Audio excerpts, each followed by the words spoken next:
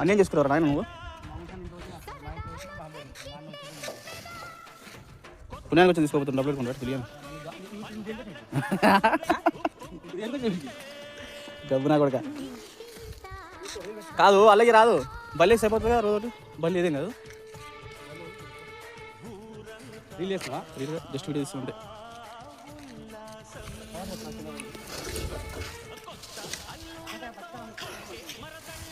ఎట్ట అయినా బాగానే ఉంటుంది అనక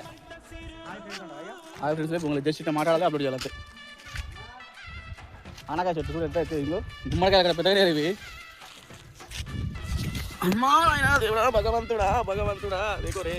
ఒక్కటి 2-3 కిలోలు ఉంటుంది 5 కిలోలు ఉంటుంది పక్క ఆనక్కాయలు దిస్ ఈజ్ మై విలేజ్ నా కోట కంచుకోట అంతేనా సర్లే ఇంకా